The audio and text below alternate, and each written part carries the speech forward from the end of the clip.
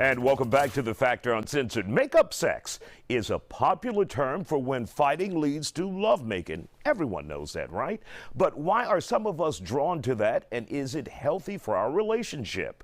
We talked to Dr. Angela Jones for some advice. And Dr. Angela Jones joins us now to talk about this subject, makeup sex. Is it good for you, bad for you? What's the diagnosis or prognosis, Dr. Jones? Well, makeup sex can be great most of the time, right? I say it doesn't really hurt, but it can't be the only thing that you do to make up from certain situations. Now, if you're in a relationship and makeup sex is becoming like the only thing you do after you guys are mad at each other, Let's get into an argument today.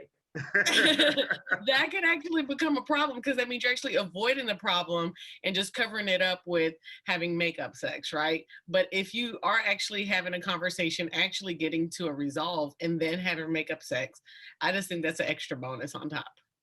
And what if someone, like you said, is using that as an excuse for maybe a relationship where there is not a lot of intimacy?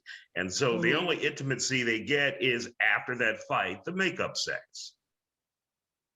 Well, then there is a bigger issue. That means they're manipulating you by agitating you to get you to have sex with them, which is a vicious cycle. It can become very toxic, as people say. It can become a very unstable, non-communicative relationship to where I have to kind of basically make you mad, get into an argument in order for me to get some intimacy. That's definitely a That problem. sounds like a lot of work, Dr. Jones.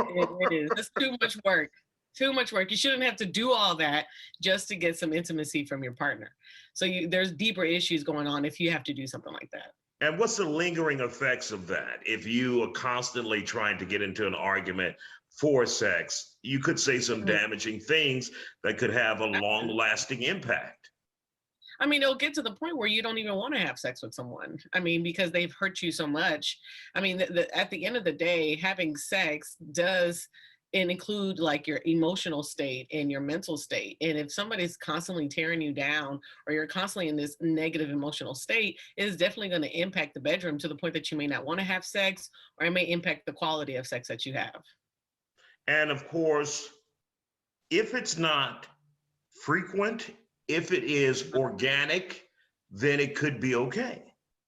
Yeah, absolutely. It could be okay. As long as, the makeup sex is accompanied by actually trying to figure out what the problem is, trying to get to a resolve or get to an understanding, and then we have makeup sex, I say go for it. I don't think there's anything wrong with that. It just cannot be the only resolve to an argument or a negative moment in your life. Absolutely. Always some great advice, Dr. Angela Jones. For those who would like to get more advice from you and figure out how to get that information out of you, how can they contact you? You go to my website at angelajonesphd.com, or you could go to my Instagram at Dr. Angela Jones. Always good advice.